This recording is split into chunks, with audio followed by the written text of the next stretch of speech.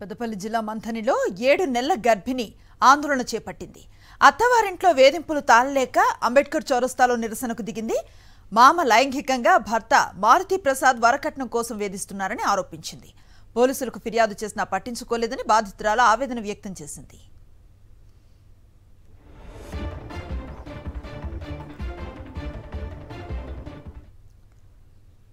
భర్త పేరు రావుల మారుతి ప్రసాద్, మా మామగారి పేరు సత్యనారాయణ, అత్త రాధా. నా భర్త మా మామ అత్త వేధిస్తున్నారు. మా మామ నన్ను లైంగికంగా వేధింపులు చేయడం జరుగుతుంది. నా భర్త మా నాన్న దగ్గరికి పో అని చెప్పేసి నా భర్త అంటాడు. ఈ బాబు నాకు పుట్టిండా మా డాడీకి పుట్టిండా నా భర్త అడుగుతుండు. నేను మా మామ దగ్గరికి పోవట్లేదు, మా మామ చెప్పింది వినట్లేదు, మా మామ దగ్గరికి వెళ్ళట్లేదు అని జనవరి 12వ తారీఖున నన్ను ఇంట్లో నుంచి వెళ్ళి బయటికి నెట్టేయడం జరిగింది. నేను మంత్రిని పోలీస్ స్టేషన్లో కంప్లైంట్ ఇస్తే ఇంతవరకు నాకు మంత్రిని పోలీస్ స్టేషన్లో నుంచి ఏది రాలేదు. నన్ను ఆ రోజు 5 నిమిషాలు కానీ స్టేషన్లో ఉంచుకోలేదు. సార్కి ఏమన్నా ఎక్కడి నుంచి వాళ్ళకి ఫోన్లు వచ్చాయో, ఏ రాజకీయాల నుంచి ఫోన్లు వచ్చాయో తెలియదు.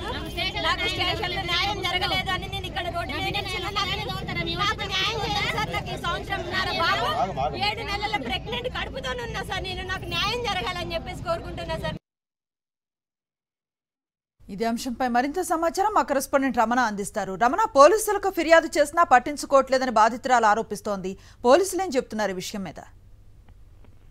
అంటే ఖచ్చితంగా మౌలిక అనే ఒక ఖమ్మం జిల్లా కింద ఆమె మంత్రి రావుల మార్కి వ్యక్తితోనే వివాహం జరిగింది. వీళ్ళ ఇద్దరికి ఒక 2 ఏళ్ల బాబు ఉన్నాడు. అయితే ప్రస్తుతం మళ్ళీ 7 నెలల గర్భవతి. ఈ క్రమంలో ఆమె నిరసన చేపట్టడము, ఆ తర్వాత రాజకీయంగా దీని వెనుక ఎవరో ఉన్నారు, అందుకే పోలీసులు పట్టించుకోవడం అని చెప్పేసి ఆమె అంబేద్కర్ చౌరస్తా వద్ద మంత్రిలో నిరసనకు దిగింది.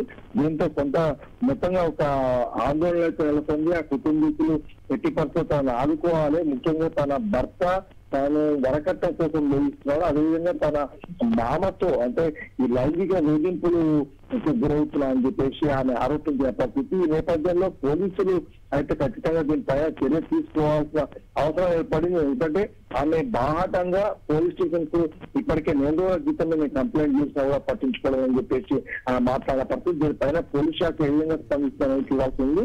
మొత్తంగా ఈ ఘటన మాత్రం అంటే మహా సంబంధాలు ఏ విధంగా ఉన్నాయి, ఎట్లా ఉంది అనేది మాత్రం మాకు అలా గట్టింది.